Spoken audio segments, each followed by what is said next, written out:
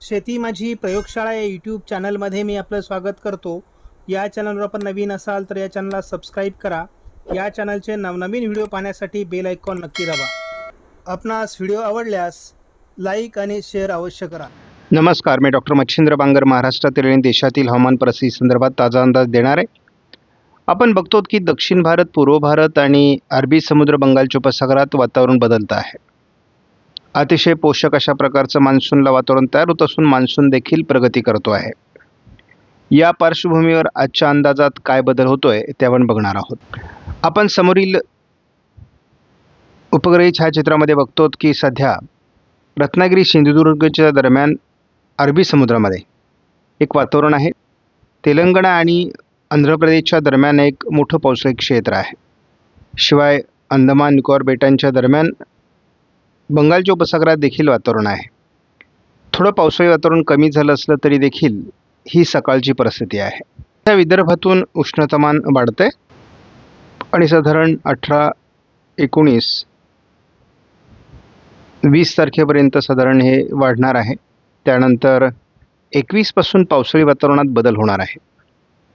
त्यामुळे महाराष्ट्रातील तापमान कमी होईल आणि मोठं पावसाळी क्षेत्र महाराष्ट्रावर विकसित होण्याची शक्यता आहे.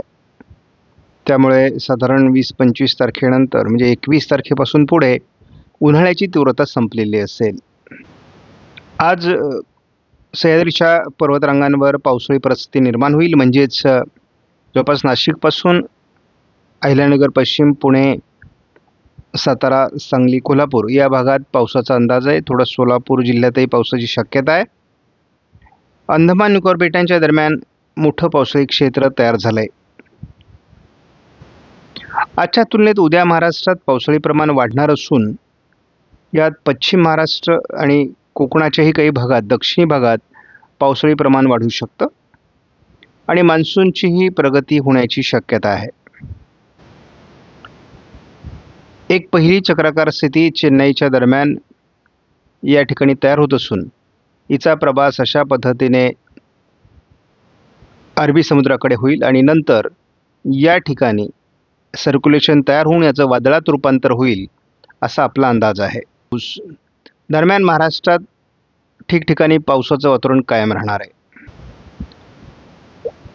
चक्राकार स्थिती दक्षिण भारतावर सरकत असल्यामुळे महाराष्ट्राच्या दक्षिणी भागात म्हणजे दक्षिण कोकण, पश्चिम महाराष्ट्रामध्ये खूप मोठं पावसाळी क्षेत्र 19 तारखेला सुरू होणार आहे. या अंदाजात कोणताही बदल नाही.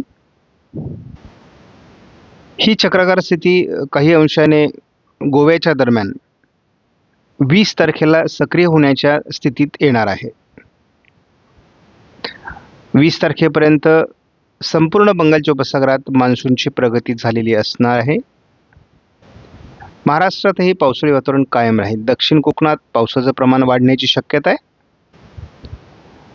गोव्याच्या दरम्यान अरबी समुद्रामध्ये तयार होत असलेल्या वादळी परिस्थितीमुळे महाराष्ट्राच्या काही भागात म्हणजे पश्चिम महाराष्ट्र, दक्षिण कोकणात मोठं पावसाळी क्षेत्र विकसित होण्याची शक्यता आहे.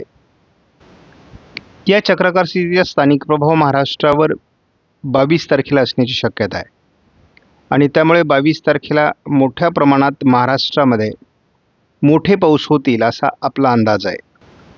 वादळास पोषक असं वातावरण अरबी समुद्रात तयार होतं आहे आणि त्या पार्श्वभूमीवर हे किती अंतर्गत भागात तयार होतं आहे त्यावर याची गती अवलंबून असणार आहे. 24 तारखेला आपण बघतो JFS मॉडेलनुसार खूप अंतर्गत भागात JFS मॉडेलने या वादळाचे संकेत दिले आहेत. याची निर्मिती कुठे होते यावर सर्व बाबी अवलंबून आहेत. आत्ताच्या सिच्युएशननुसार आपण बघतो की 25 तारखेला हे वादळ अरबी समुद्राच्या अंतर्गत भागात तयार होऊन म्हणजे या ठिकाणी तयार होऊन ते गुजरातच्या दिशेने सरकण्याची शक्यता आहे. त्यामुळे महाराष्ट्राच्या खास करून मध्य महाराष्ट्र, पश्चिम महाराष्ट्र आणि कोकण या विभागावर त्याचा परिणाम होण्याची शक्यता आहे. त्याच दरम्यान या ठिकाणी ही नवीन वादळी सिस्टम तयार होणार आहे. जेव्हा अशा वादळी सिस्टम तयार होतात त्यामध्ये ट्रफ निर्माण होते आणि या ट्रफमुळे दक्षिण भारतात मोठ्या प्रमाणात पाऊस पडण्याची शक्यता राहील. आज देखील महाराष्ट्रामध्ये पश्चिम महाराष्ट्र, मध्य महाराष्ट्र पावसाळी वातावरण राहणार आहे. कोकणात ढगाळ परिस्थिती राहण्याची शक्यता आहे.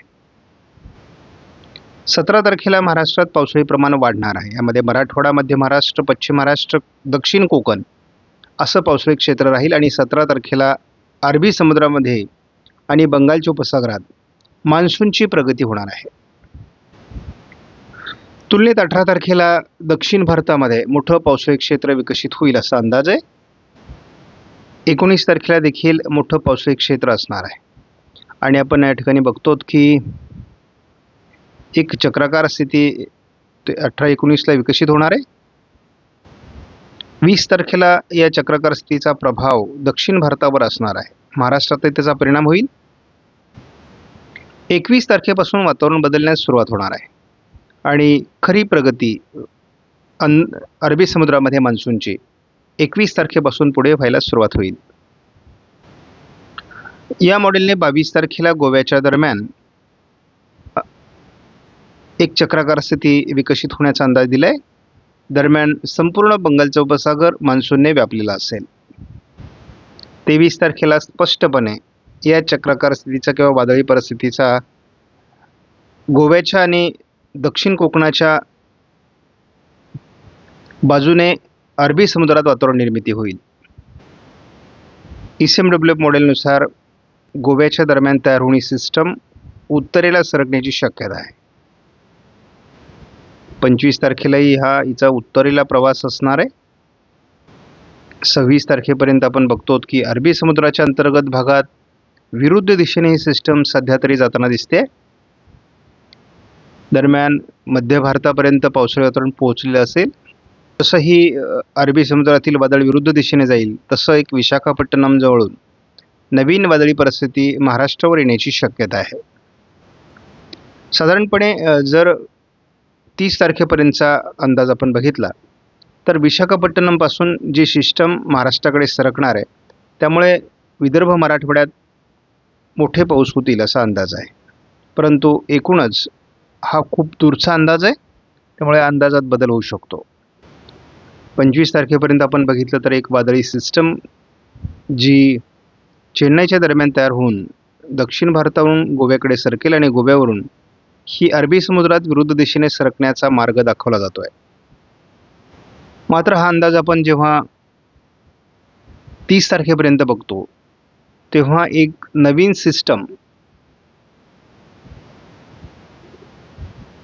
ही या ठिकाणी तयार होण्याची शक्यता आहे आणि या सिस्टमचा मार्ग हा महाराष्ट्रावर आहे. गोव्याजवळ तयार झालेली सिस्टम मात्र या दिशेने सरकण्याचा सध्याचा मार्ग आहे. दोन्ही वादळांचा मार्ग समान आहे, त्यामुळे एकूणच दिशा समान असल्यामुळे महाराष्ट्रात मात्र या दरम्यान मोठी पावसाळी परिस्थिती असण्याची शक्यता आहे. आजही महाराष्ट्रात उत्तर महाराष्ट्र, मध्य महाराष्ट्र, पश्चिम महाराष्ट्र, मराठवाडा, विदर्भासहित मोठं पावसाळी क्षेत्र असणार आहे. दुपारनंतर हे क्षेत्र मराठवाड्याच्या आणि पश्चिम महाराष्ट्राच्या पूर्वेला सरकण्याची शक्यता आहे. तुलनेत 17 तारखेलाही संपूर्ण महाराष्ट्रामध्ये मोठी पावसाळी परिस्थिती असणार. मराठवाडा, पश्चिम महाराष्ट्र, मध्य महाराष्ट्र असं वातावरण बदलणार आहे. थोडं दक्षिण कोकणातही पावसाची शक्यता आहे. 18 तारखेलाही महाराष्ट्राच्या बहुतांश जिल्ह्यांमध्ये पावसाळी परिस्थिती आहे. यामध्ये अगदी आपण नाशिकपासून तर कोल्हापूरपर्यंत बघतो, सोलापूर, लातूरपर्यंत मोठी पावसाळी क्षेत्र आहे. यामध्ये आपण नाशिक, अहिल्यानगर, छत्रपती संभाजीनगर, जालना, बीड, पुणे, सातारा, सांगली, कोल्हापूर, सोलापूर, धाराशिव, लातूर या भागात याचा जोर असणार आहे. शिवाय दुपारनंतर हे वातावरण थोडं मराठवाड्याकडे सरकेल. 19 तारखेला थोडं पावसाळी वातावरण कमी आहे. 20 तारखेला पुन्हा महाराष्ट्रात जोरदार मेघगर्जनेसह विजांच्या कडकडाटासह जोरदार पाऊस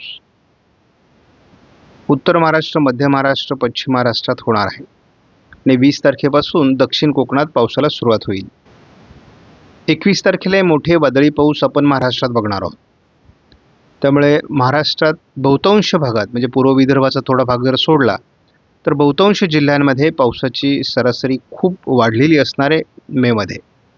आता आपण वादळाचा धावता अंदाज घेणार आहोत. एक सिस्टम ही गोव्याच्या दरम्यान विकसित होण्याचा आपण यापूर्वी अंदाज दिलेला होता.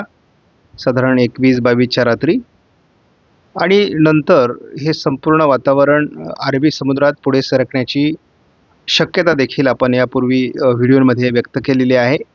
हवामान आहे, हवामानात सातत्याने बदल होत असतात आणि कधीकधी अशा सिस्टम कमजोर होतात, कधी त्या आणखी प्रभावी होतात, दिशा बदलतात.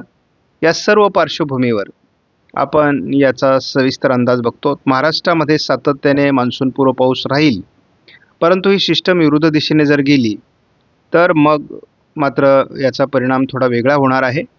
शक्ती चक्रीवादळ तयार होऊन आता जवळपास निश्चित झालं आहे आणि ते महाराष्ट्रावर किती परिणाम करतं हे आपल्यासाठी महत्त्वाचं आहे. याचा परिणाम हा सिंधुदुर्ग, रत्नागिरी, रायगड या जिल्ह्यांवर होणार आहे.